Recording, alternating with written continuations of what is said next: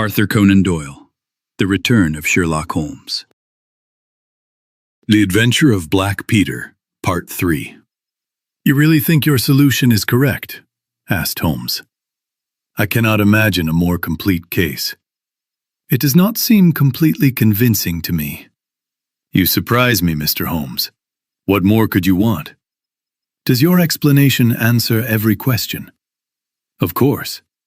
I have found that young Nelligan arrived at the Brambletie Hotel on the very day of the crime. He said he came to play golf. His room was on the ground floor, so he could go out whenever he wanted. That same night he went to Woodman's Lee, met Peter Carey in the hut, argued with him, and killed him with the harpoon. Then, shocked by what he had done, he ran away from the hut and dropped the notebook he had brought with him to question Peter Carey about the securities. You may have noticed that some of them were marked with ticks, and most were not. The ones with ticks have been traced on the London market, but the others were probably still with Carey. According to his own story, young Nelligan wanted to get them back to pay his father's debts. After he ran away, he did not dare return to the hut for some time. But in the end, he forced himself to go back to get the information he needed. Surely this is all simple and clear. Holmes smiled and shook his head. "To me, there is only one problem with your explanation, Hopkins, and that is that it is impossible. Have you ever tried to drive a harpoon through a body? No? That is not good, my dear sir. You must pay attention to such details. My friend Watson can tell you that I spent a whole morning trying it. It is not easy and needs a strong and skilled arm. But this blow was so powerful that the head of the weapon went deep into the wall. Do you think that this weak young man could do such a terrible thing? Is he the man who drank rum with Black Peter in the middle of the night? Was it his shadow that was seen on the curtain 2 nights before? No, no, Hopkins. We must look for another person, a much more dangerous one." The detective's face became longer and more serious as Holmes spoke. His hopes were falling apart, but he did not want to give up. "You cannot deny that Nelligan was there that night, Mr. Holmes. The notebook proves it. I believe I have enough evidence to convince a jury, even if you can find problems in it. And besides, Mr. Holmes, I have caught my man. But where is this dangerous person you speak of?" "I think he is on the stairs," said Holmes calmly. "Watson, it would be wise to keep your revolver ready." He stood up and placed a written paper on a side table. "Now we are ready," he said. There were low voices outside, and then Mrs. Hudson opened the door and said that 3 men were asking for Captain Basil. "Show them in one at a time," said Holmes. The first man who came in was small, with red cheeks and soft white side whiskers. Holmes took a letter from his pocket. "What is your name?" he asked.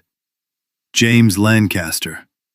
"I am sorry, Lancaster, but the position is already taken. Here is half a sovereign for your trouble. Please step into that room and wait there for a few minutes." The second man was tall and thin, with long hair and pale cheeks. His name was Hugh Pattens. He also was sent away, given half a sovereign, and told to wait. The third man looked very striking. He had a strong, rough face like a bulldog, surrounded by thick hair and beard. His dark eyes shone under heavy eyebrows. He saluted and stood like a sailor, turning his cap in his hands. "What is your name?" asked Holmes.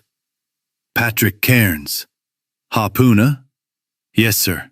26 voyages." "From Dundee, I suppose?" "Yes, sir." "And ready to join an exploring ship?" "Yes, sir." "What pay do you want?" £8 a month." "Can you start at once?" "As soon as I collect my things." "Do you have your papers?" "Yes, sir." He took some old and dirty documents from his pocket. Holmes looked at them and gave them back. "You are exactly the man I need," said Holmes.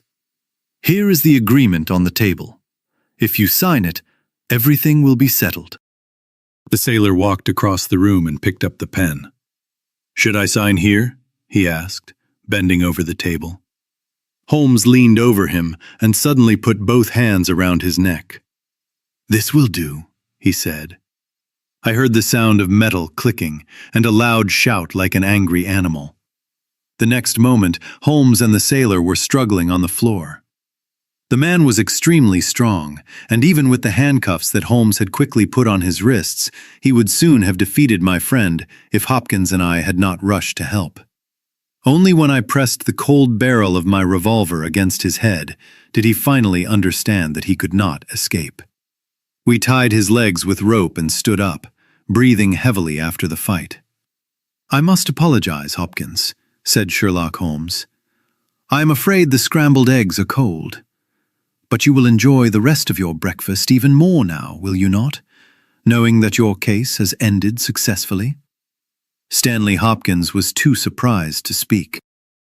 "I do not know what to say, Mr. Holmes," he said at last, his face very red. "It seems that I have been foolish from the beginning. I understand now something I should never have forgotten. I am the student, and you are the master. Even now I see what you have done, but I do not understand how you did it, or what it means." "Well," said Holmes kindly, "we all learn from experience. Your lesson this time is that you should never forget other possible explanations. You were so focused on young Nelligan that you did not think about Patrick Cairns, the real murderer of Peter Carey." The rough voice of the sailor interrupted our conversation. "Listen, mister," he said. "I do not complain about being treated like this, but I want you to use the right words. You say I murdered Peter Carey. I say I killed Peter Carey, and there is a big difference. Maybe you do not believe me. Maybe you think I am telling you a story." "Not at all," said Holmes. "Let us hear your story. It will not take long, and I swear every word is true.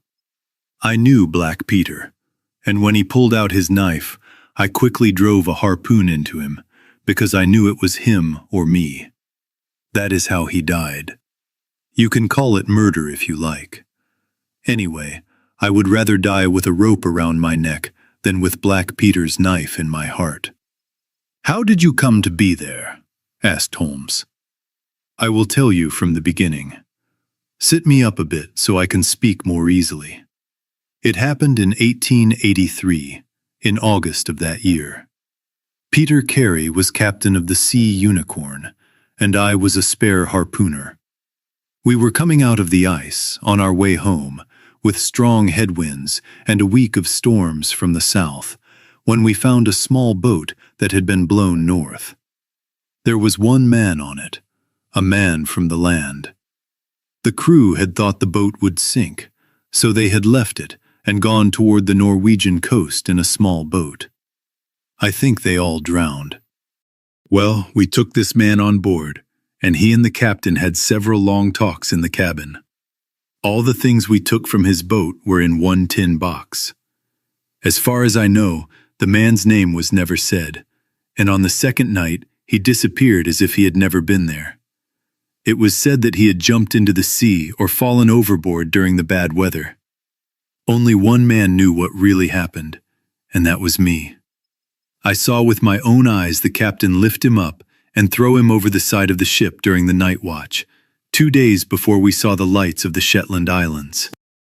Well, I kept this secret and waited to see what would happen.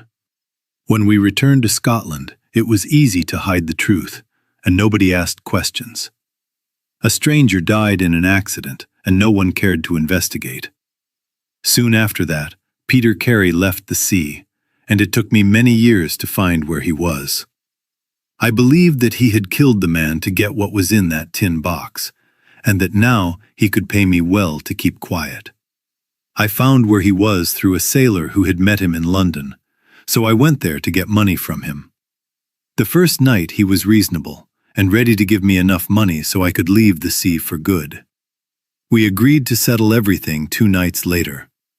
But when I came back, I found him very drunk and in a bad mood. We sat down, drank, and talked about old times, but the more he drank, the less I liked his face. I saw the harpoon on the wall and thought I might need it. Then he suddenly became angry, shouting and swearing, with murder in his eyes and a large knife in his hand. He did not have time to take it out before I drove the harpoon into him. My God, what a scream he gave. I still see his face when I try to sleep. I stood there with his blood all around me and waited for a while, but everything was quiet, so I became calm again. I looked around and saw the tin box on a shelf.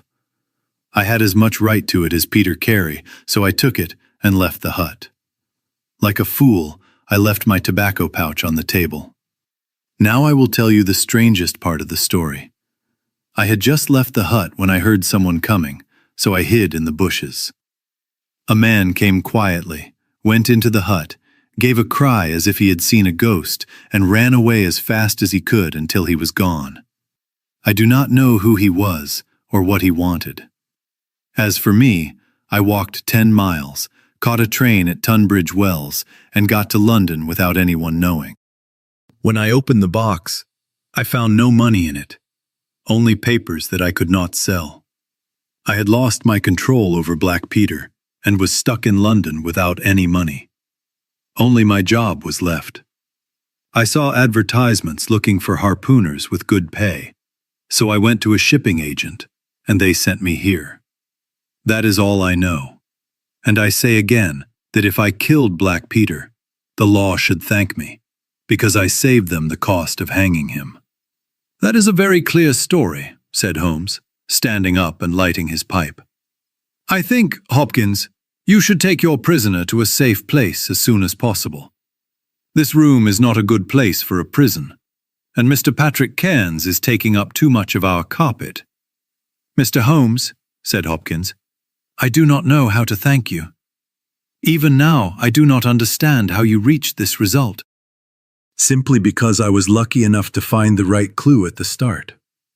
It is very possible that if I had known about this notebook, it might have confused me, as it did you.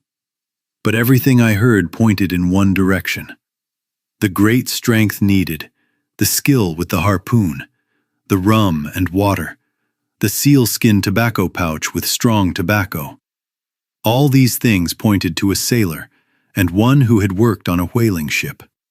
I was sure that the initials P.C. on the pouch were just a coincidence, and not those of Peter Carey, because he hardly smoked, and no pipe was found in his cabin.